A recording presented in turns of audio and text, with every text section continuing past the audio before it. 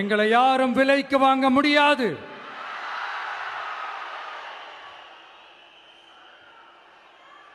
எங்க ஓட்டு விசில் சின்னத்துக்கு தான்.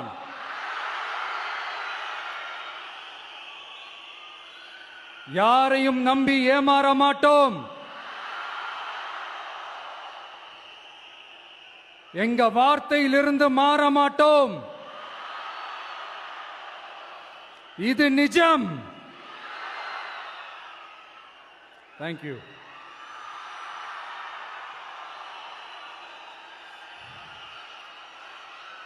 ஒரு குட்டி கதையிலிருந்து ஆரம்பிப்போமா?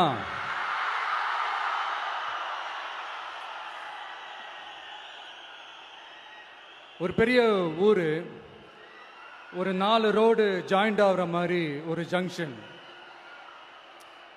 ஒரு பிஸியான ஏரியா, ஆள் நடமாட்டம் அதிகமாக இருக்கக்கூடிய ஒரு ஏரியா. அங்கே சென்டரில் ஒரு முரட்டு ஜல்லிக்கட்டு காலை ஒன்று நின்றுட்டு இருக்குது. காலில் மண்ணை வீசிக்கிட்டு சீறிக்கிட்டு அப்படியே நின்றுட்டு இருக்குது. யாருமே பக்கத்தில் போக முடியல. அந்த இடம் ஒரு கேஷுவலாக மாறணும் அப்படின்னா அந்த காளையை அடக்கி அமைதி ஆக்கினா தான் மறுபடியும் ஒரு பேக் டு நார்மல் சுச்சுவேஷனுக்கு அந்த இடம் மாறும். அந்த ஊரில் இருக்கிற ஒரு சில பேருக்கு மட்டும்தான் அந்த காளை அடங்கும். அவங்க யாருமே அங்கே இல்லை. ஆனால் அந்த க்ரௌடில் இருந்த ஒரு சில பேர், ஆல்ரெடி அந்த காளையை அடக்கணங்களோட இருந்த ஒரு சில பேர், எங்களுக்கு இல்லாத அனுபவமா? நாங்க பார்க்காத காளையா?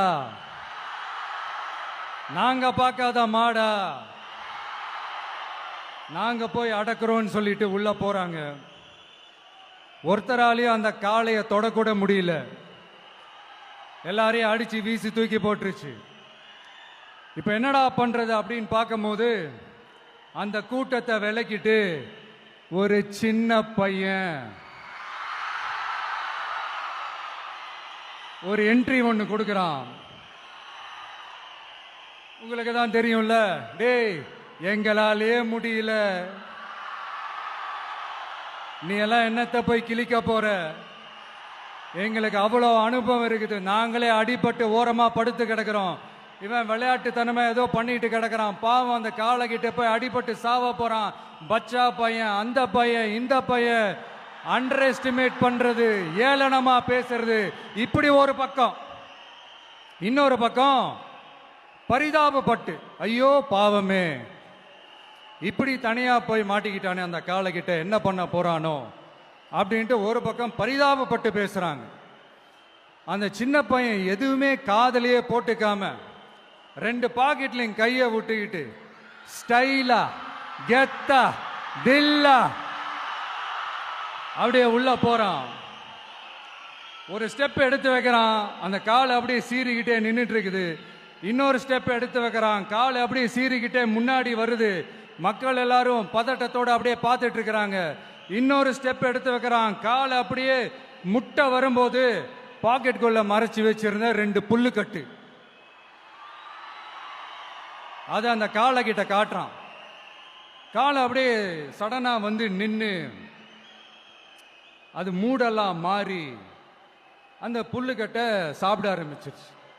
அந்த சின்ன பையனும் அந்த காளையை அப்படியே தடவிக்கிட்டு வரான். காளையும் பக்கத்தில் ஒரு குழந்தை மாதிரி நடந்து வந்துக்கிட்டு வருது. பக்கத்தில் இருந்த ஒரு வயல்வெளியில் அந்த காளையை மேய விட்டுட்டு வரான். மக்கள் எல்லாரும் அந்த பையனை ஆச்சரியமாக பார்க்குறாங்க.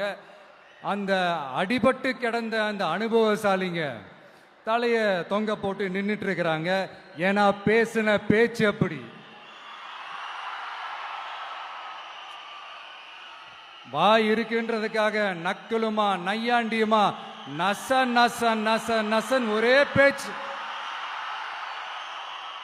என்ன பண்றது, தலையை குனிஞ்சு அப்படியே நின்றுட்டு இருக்கிறாங்க. அங்க ஒரு பெரியவர் வர்றார். வந்து அந்த பையன்கிட்ட கேட்கிறாரு, எப்படிப்பா இப்படி ஒரு முரட்டு காலை சீறிட்டு நின்றுட்டு இருந்தது, எப்படி அந்த காளையை அடக்கின அப்படின்னு கேட்டதுக்கு அந்த பையன் சொல்றான், ஐயா எனக்கு அந்த காளையை பார்த்தா கோபமா இருந்த மாதிரிலாம் எனக்கு தெரியல, அந்த காலை பசியோடு இருந்த மாதிரி இருந்தது. அதனால தான் அந்த புல்லுக்கட்டை காமிச்சவொடனே ஓகே நமக்கு தேவையானது கிடைச்சிருச்சு அப்படின்னோடனே அந்த புல்லுக்கட்டை சாப்பிட்டுட்டு நம்மளோட அப்படியே ஜாலியாக வாக்கிங் வந்துருச்சு. அப்படின்னு சொன்னான். இதை கேட்ட அந்த பெரியவர் சொன்னாரா, இந்த சின்னவங்க பெரியவங்க அனுபவம் இருக்கிறவங்க அனுபவம் இல்லாதவங்க இதெல்லாம் விஷயமே கிடையாது. யாரா இருந்தாலும் அந்த சூழலுக்கு ஏற்ற மாதிரி அந்த சிச்சுவேஷனுக்கு தகுந்த மாதிரி என்ன பண்ணி அந்த ப்ராப்ளமை சால்வ் பண்றான், ஏது பண்ணி அந்த ப்ராப்ளமை சால்வ் பண்றான், அதுதான் விஷயமே, அதுதான் மேட்ரு. ஸோ நீ சூப்பர்ப்பா, என்ன ப்ராப்ளம் வந்தாலும் நீ சால்வ் பண்ணிடுவ அப்படின்னு முதுகில் தட்டி கொடுத்துட்டு அந்த பெரியவர் போறார். இப்போ அந்த கதையில் அந்த முரட்டு ஜல்லிக்கட்டு காலை தான் நம்ம தமிழ்நாட்டு அரசியல் களம். அந்த பெரியவர் தான் நம்ம தமிழக மக்கள். அந்த பாக்கெட்டுக்குள்ள ஸ்டைலா தில்லா கெத்தா ஒருத்தன் உள்ள வந்தான் பாருங்க, அவன்தான்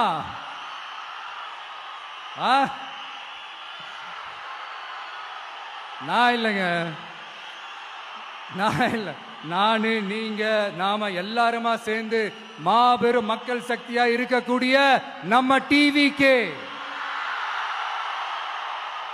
அதுதான் அந்த சின்ன பையன்.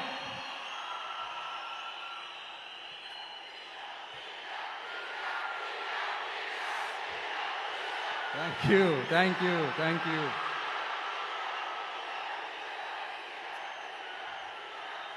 மக்களை நேசிக்கிற ஒரு நல்ல தலைமை இல்லாததுனால இத்தனை வருஷமா வேற வழி இல்லாம ஸ்டாலின் சார் கொடுத்த அந்த பொய்யான வாக்குறுதிகள் எல்லாத்தையும் நம்பி ஏமாந்த நம்ம மக்களுக்கு சரியான நேரத்தில் ஒரு வெகுஜன மக்கள் இயக்கமா வந்தது தான் நம்ம டிவிக்கு. அந்த முரட்டு ஜல்லிக்கட்டு கால கதை ஏன் சொன்னோம், எதுக்கு சொன்னோம், யார் யாருக்கெல்லாம் சொன்னோங்கிறது புரிய வேண்டியவங்களுக்கு புரியும்னு நினைக்கிறேன்.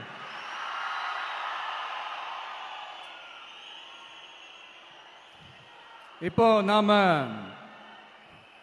ஒவ்வொரு வீட்டில் உயிரா உணர்வா இருக்கிறோம். ஆனால் நான் உங்க எல்லாரையும் நேரில் சந்திக்கணும், நீங்க இருக்கிற ஊருக்கே உங்களை சந்திக்கணும் அப்படின்றது தான் எனக்கு மனசுல இருக்கிற ஒரு பெரிய ஆசை. ஆனா அந்த சிச்சுவேஷன் ஒரு எதிர்கட்சியா இருந்து கேள்வி கேட்டுட்டு இருக்கிற இந்த நேரத்தில் நமக்கு எதிராக என்ன சூழ்ச்சிகள்லாம் நடக்குதுன்றது உங்க எல்லாருக்குமே நல்லா தெரியும். அதனால இப்போ உங்களுக்கு ஒரு வாக்குறுதியை கொடுக்கிறேன், நம்மளுடைய ஆட்சி அமைஞ்சதும் ஒவ்வொரு கிராமத்துக்கும் நான் நேரடியா வந்து என்னுடைய சொந்தங்களாகிய உங்க எல்லாரையும் நான் சந்திக்கிறேன்.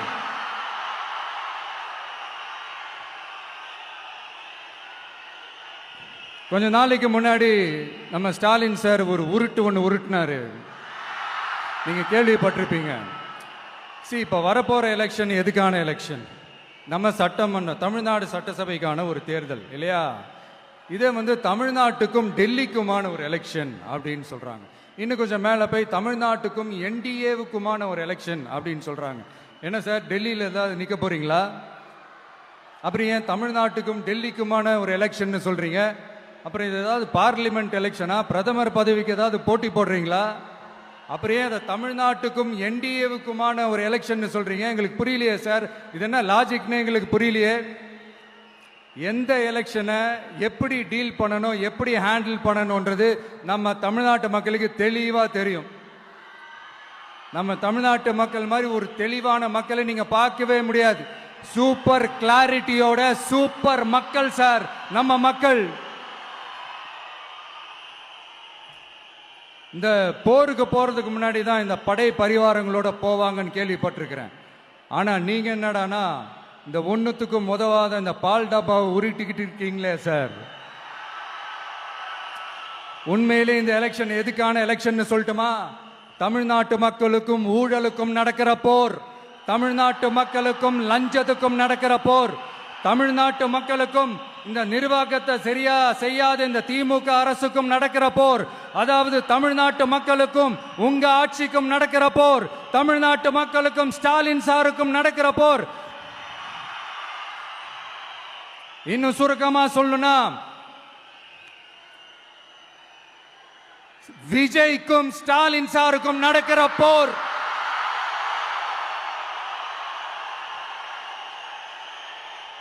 இதுக்கு நடுவுல இந்த என்டிஏ டெல்லி இதெல்லாம் என்ன லாஜிக்னே புரிய மாட்டேங்குது சார்.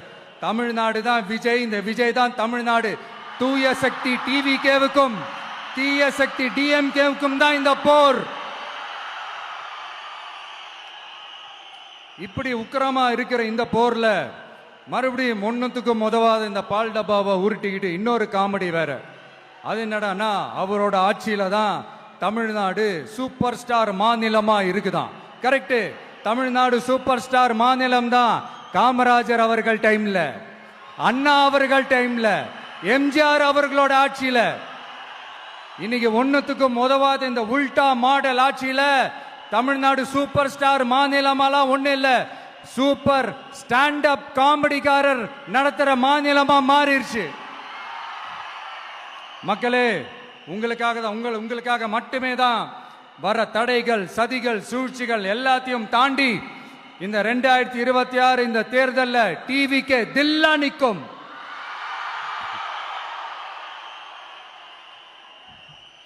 இதுவரைக்கும் நடந்த எலெக்ஷன் வேற, இப்ப நடக்க போற எலெக்ஷன் வேற. ஒவ்வொரு 5 இயர்ஸுக்கும் நடக்கிற எலெக்ஷன் மாதிரி இதை நினைச்சிடாதீங்க. 50 வருஷத்துக்கு ஒரு வாட்டி நடக்க போற ஒரு எலெக்ஷன் மாதிரி இது. அதிசய எலெக்ஷன். ஒரு எலெக்ஷன்ல அவங்களோட எதிரிகளை தான் எதிர்ப்பாங்க, அப்படிதான் எதிர்ப்பாங்க, அதுதான் யதார்த்தமும் கூட. ஆனா இந்த எலெக்ஷன்ல தான் ஒட்டுமொத்தமா எல்லாருமா சேர்ந்து ஒருத்தனை எதிர்க்கிறாங்க. ஒட்டுமொத்தமா எல்லாருமா சேர்ந்து இந்த விஜயை எதிர்க்கிறாங்க. ஏன்னா இந்த விஜய் ஊழலை எதிர்க்கிறான், லஞ்சத்தை எதிர்க்கிறான், மக்களோட மக்களா நிக்கிறான். அந்த மக்கள் அவன் கூட நிக்கிறாங்க. அந்த காண்டு எப்படி, அந்த காண்டு தான் ஒட்டுமொத்தமா எல்லாருமா சேர்ந்து ஒருத்தனை எதிர்க்க காரணம். நீங்க எப்படி வேணா எதிர்த்துக்காங்க, ஆனா போட்டி 2 பேருக்கு நடுவுல தான். ஒண்ணு இன்னொன்னு. இந்த எலெக்ஷன் டேல மேக்சிமம் என்ன பண்ணுவீங்க?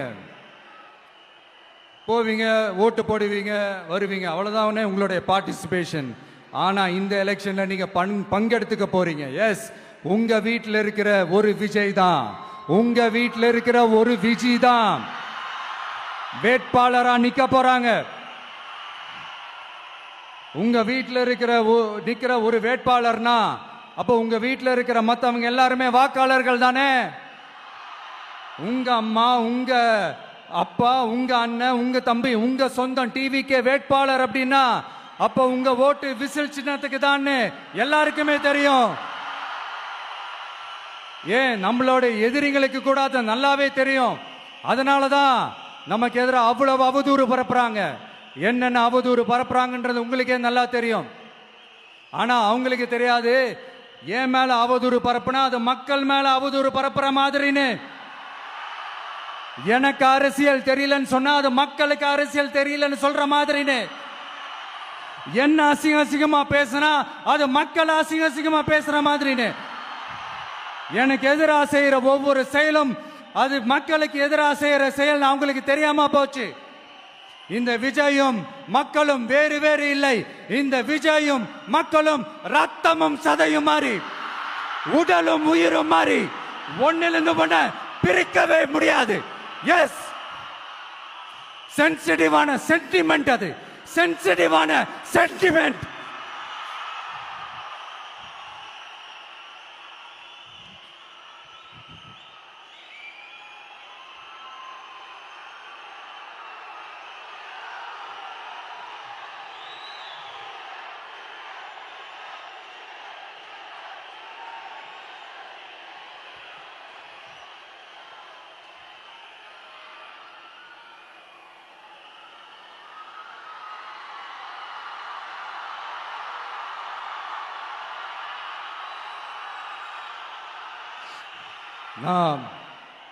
சாரி, இதை யாரும் அசைக்க முடியாது. மக்களை நேசிக்கிற விஜய் வேணுமா, மக்கள் விரோத ஆட்சி நடத்துற ஸ்டாலின் சார் வேணுமா? இந்த விஜய் நம்புறீங்களா, ஸ்டாலின் சார நம்புறீங்களா? Proof. This is the proof.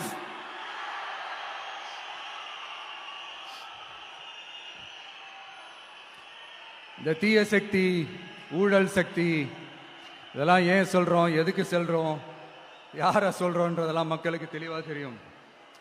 அதே மாதிரி டிவிகேவுக்கு போட்டி டிஎம்கே தான்றதும் மக்களுக்கு தெளிவா தெரியும். அப்படி இருக்கும்போது நாம ஏதாவது பேசினா வாண்டடா சில பேர் வந்து வண்டியில் ஏறி உட்காந்துக்கிறாங்க. ஆமா, வாண்டடா சில பேர் வண்டியில் ஏறி உட்காந்துக்கிட்டு குரல் கொடுக்குறாங்க. சீரியஸா ஒரு போட்டி நடந்துகிட்டு இருக்கும் போது இங்க காமெடிக்கெல்லாம் இடம் இல்லை பாஸ். இதெல்லாம் மக்களுக்கு தெளிவா தெரியும். இந்த நேரத்தில் ஒரு சீரியஸ் கேள்விய இன்னைக்கு இருக்கிற மிகப்பெரிய அரசியல்வாதிங்க கிட்ட கேட்கணும்னு நான் நினைக்கிறேன். நீங்க அரசியலுக்கு வர்றதுக்கு முன்னாடி உங்ககிட்ட இருந்த சொத்து எவ்வளோ? அரசியலுக்கு வந்ததுக்கு அப்புறம் இன்னைக்கு உங்ககிட்ட இருக்கிற சொத்து எவ்வளோ? அதை ஓபனா டிக்ளேர் பண்ண முடியுமா? அப்படி வந்த காசெல்லாம் என்னென்ன தொழில் செஞ்சு வந்துச்சு, என்ன வேலை செஞ்சு வந்துச்சு, உண்மையிலே நீங்க உழைச்சி சம்பாதிச்ச காசா, இல்ல ஆட்சி அதிகாரத்துக்கு வந்ததுக்கு அப்புறம் ஆட்டைய போட்ட காசா? இதெல்லாம் ஓபனா டிக்ளேர் பண்ண முடியுமா? இதெல்லாம் நம்ம கேட்டா எல்லா ஊழல்வாதிகளும் ஒன்னா சேர்ந்து நம்ம மேல சேத்தவாரி வீசுவாங்க. அதை பத்தியெல்லாம் நமக்கு கவலை இல்லை. ஏன்னா நாம யாருன்னு மக்களுக்கு நல்லாவே தெரியும். எனக்கு ஒரு புது ஃப்ரெண்ட், புது நண்பர் ஒருத்தர் கிடைச்சிருக்காரு. யார் தெரியுமா? தெரியாதா? முதல்வர் அவர்கள் தான். இப்போ ஒரு நிருபர் ஒருத்தர் கேட்ட கேள்விக்கு எனக்கு எதிரிகள்லாம் யாரும் இல்லை, அவங்க எல்லாருமே எனக்கு நண்பர்கள் தான் அப்படின்னு சொன்னாங்களே. அப்படி நாங்கெல்லாம் உங்களுக்கு நண்பர்கள்னா அப்புறம் ஏன் சார் கரூர் விஷயத்துல ஏன் மேல பழி தூக்கி போட்டீங்க?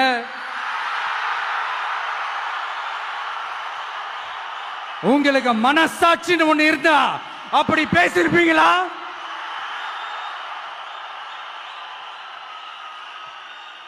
அப்படி நாங்களாம் உங்களுக்கு நண்பர்கள்னா ஒரு ஈவெண்ட், ஒரு ஃபங்க்ஷன் நடத்துறதுக்கு ஒரு இடமோ ஒரு பர்மிஷனோ ஏன் கொடுக்க மாட்டேன்றீங்க?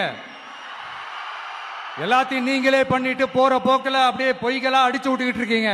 உங்களோட உண்மையான நண்பர்கள் யாருன்னு சொல்லட்டுமா? லஞ்சம், ஊழல், அரசியல் ஆதாயம், இதெல்லாம் தான் உங்களோட உண்மையான நண்பர்கள். பர்சனலா நீங்க எப்படி வேணா இருந்துக்கங்க சார், நமக்கு அதை பத்தி கவலை இல்லை, நமக்கு அது அவசியமும் இல்லை. ஆனா உங்க ஆட்சி தான் தப்பான ஆட்சி, தமிழ்நாட்டுக்கு தேவையில்லாத ஆட்சி. கொஞ்ச நாளைக்கு முன்னாடி கற்பனையா ஒரு விஷயம் ஒன்று சொன்னேன். இந்த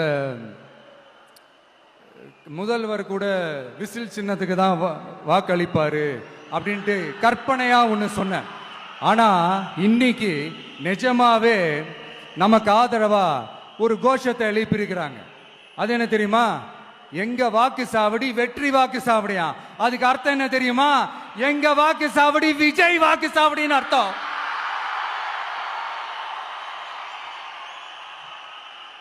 அது சரி, மக்களோட இந்த ஆதரவை பார்த்துட்டு அவர் அறியாமலே எப்படி பேசிட்டாரு என்னமோ தெரியல.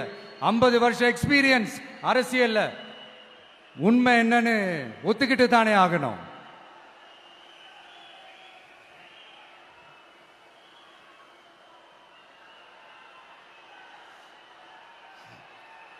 ஜனநாயகம்ங்கிறது பெரும்பான்மை ஆட்சி அதிகாரம் சார்ந்தது மட்டும் இல்ல, சிறுபான்மை மக்களின் உரிமைகள் உணர்வுகளும் புனிதம்னு நினைச்சு அதையெல்லாம் காப்பதற்கு பெயர் தான் ஜனநாயகம்னு 1963 அறிஞர் அண்ணா பார்லிமெண்ட்ல பேசினதை நாம இங்க சொல்றது ரொம்ப பொருத்தமா இருக்கும். அறிஞர் அண்ணா சொன்னது தான் டிவிகேவோட நிலைப்பாடும். இந்த ஸ்டாண்ட்ல நாம 100% உறுதியா இருப்போம். யாருக்காகவும் எதுக்காகவும் இதுல சமரசமே கிடையாது. மதச்சார்பற்ற சமூக நீதி தன்மை தான் நம்ம அடிப்படை கொள்கைகள் ஒன்று, அதுல எந்த மாற்றமும் எப்பவும் கிடையாது. ஆனா இதெல்லாம் மறந்துட்டு எப்படியாவது எதையாவது செஞ்சு ஓட்டு வாங்குறதுக்காகவே இங்க சில பேர் இருக்கிறாங்க. அவங்கள மாதிரி நமக்கு அப்படி சில பிரச்சனைகள்ல எரியற நெருப்புல எண்ணெய ஊத்துற எண்ணமே இல்லை.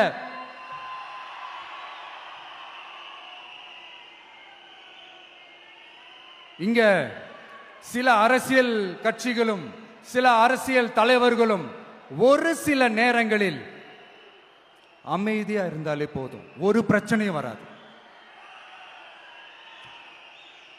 இப்போ கரண்ட்ல இருக்கிற சில பிரச்சனைக்கு வருவோம். இந்த கரண்ட் பிரச்சனைக்கு வருவோம். மாசம் மாசம் கரண்ட் பில் கட்டுற மாதிரி மாத்துவோம்னு சொன்னீங்களே, செஞ்சீங்களா? நிறைய வீடுகள்ல 100 யூனிட் தான் அந்த கரண்ட் செலவாகுது ஒரு மாசத்துக்கு. மாசம் மாசம் நீங்க அந்த பில்லு கொடுத்தீங்கன்னா அவங்களுக்கு அது ஃப்ரீ ஆயிடும்.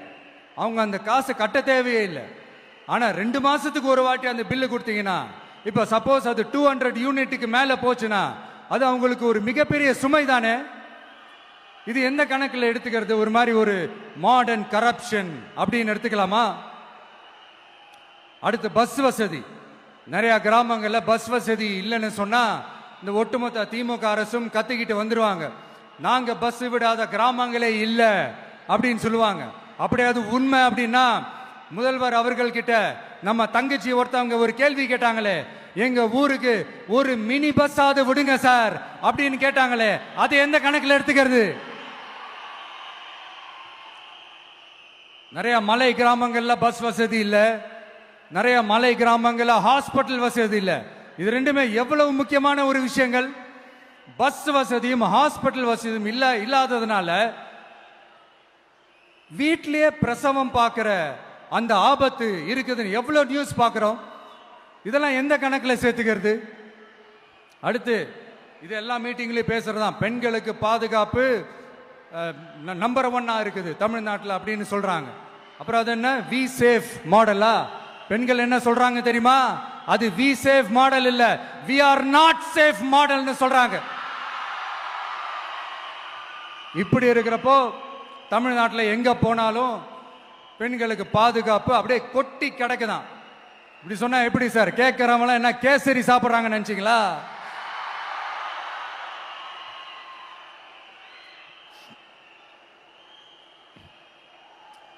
அடுத்து இந்த சட்டம் ஒழுங்கு, அது காணாம போய் ரொம்ப நாள் ஆச்சு. இவன் வேற, இந்த விஜய் வேற, எங்க போனாலும் இந்த மக்கள் கிட்ட இந்த சட்டம் ஒழுங்கை பத்தி பேசி ஞாபகப்படுத்திக்கிட்டே இருக்கான்னு முதல்வர் அவர்கள் அவங்க கூட இருக்கிறவங்க கிட்ட எல்லாம் சங்கடப்பட்டாராம். நாம் என்ன பண்றது? நாம தான் தமிழ்நாட்டோட விசில் ப்ளோயர் ஆச்சே. நாம எப்படி சைலண்டா இருக்க முடியும்? நாமளும் கேள்வியா கேட்கிறோம், ஆனா பதில்லாம் வந்த மாதிரியே தெரியல. இருந்தா தானே வர்றதுக்கு, வச்சுக்கிட்டா வஞ்சனை பண்றாரு.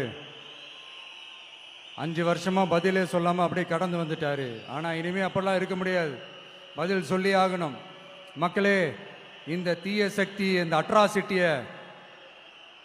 ஒரு எண்டு கார்டு போடணும் அப்படின்னா அவங்கள சுவிட்ச் ஆஃப் பண்றது தான் ஒரே சொல்யூஷன். அதுக்கான ரிமோட் தான் வரப்போற எலெக்ஷன். அந்த ரிமோட்ல நீங்க அழுத்த வேண்டியது ஒரே ஒரு ஆப்ஷன், அதுதான் நம்ம விசில் சின்னத்தோட பட்டன். இத 4 விஷயத்தை நீங்க செஞ்சாலே போதும். ஒவ்வொரு இவிஎம் மெஷின்லயும் விசில் சின்னத்துக்கு நேரா இருக்கிற அந்த பட்டனை பச்சக்கு பச்சக்கு பச்சக்குன்னு ஒரு அழுத்துங்க. எப்படி? அவ்வளவுதான். நாம காஞ்சிபுரத்தில் பேசும்போது நம்மளுடைய விஷன் என்னன்னு சொன்னோம். இப்ப அதனுடைய கண்டினியூஷனா சில விஷயங்கள் இங்க நான் சொல்லணும்னு ஆசைப்படுறேன். இப்பவும் சொல்றேன், உறுதியா சொல்றேன், சத்தியமா சொல்றேன்.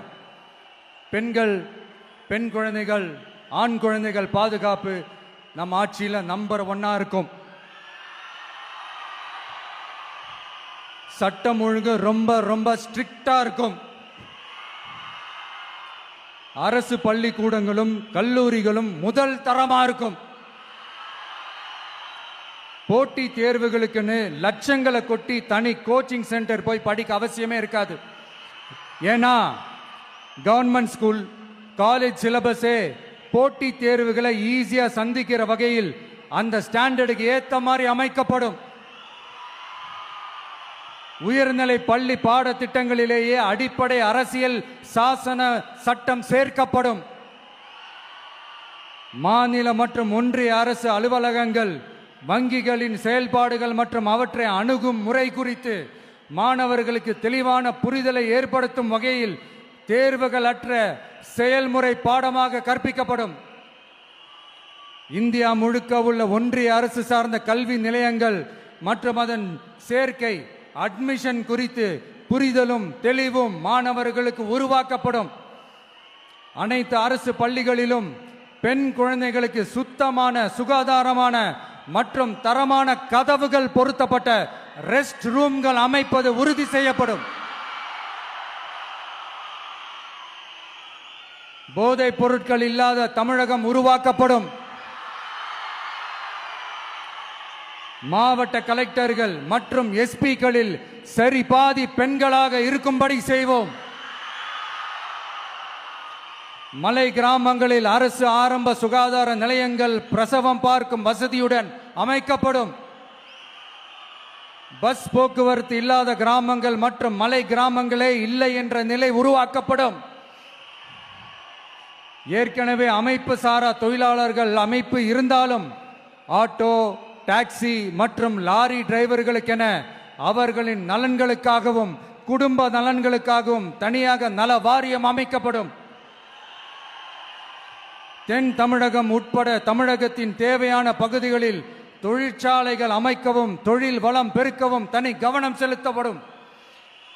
விவசாயிகள், மீனவர்கள் மற்றும் நெசவாளர்களின் கருத்துக்களை அறிந்து அவர்களுக்கான திட்டங்கள் காலத்தின் தேவைக்கேற்ப உருவாக்கப்படும்.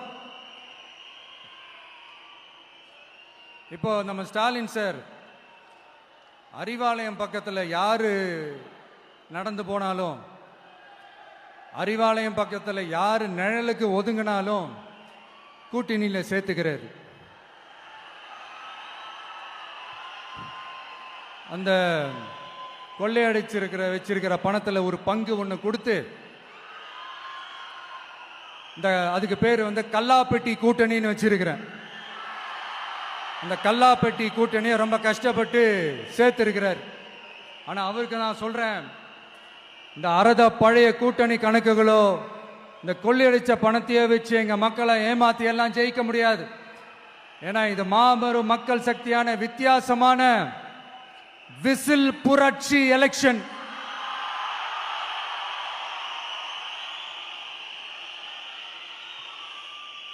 உங்களோட நான் இருக்கேன், நம்மளோட நம்ம மக்கள் இருக்கிறாங்க. இதுக்கு மேல என்ன வேணும்?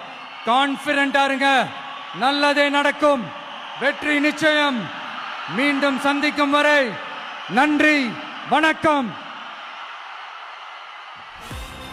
என் நண்பர்களே, ஒரு சின்ன ரிக்வெஸ்ட். நான் திருப்பி இங்கிருந்து 4 hours சென்னைக்கு போகணும். தயவு செஞ்சு யாரும் என் வண்டிக்கு பின்னாடியோ என் வண்டி சைட்லயோ பைக்கில் வராதிங்க. உங்களை நான் கெஞ்சி கேட்டுக்கிறேன்.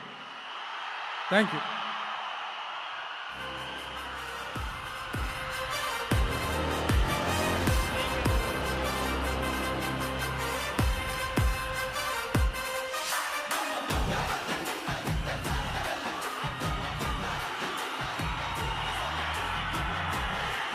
வெற்றி தலைவர் அவர்களுக்கு நன்றி.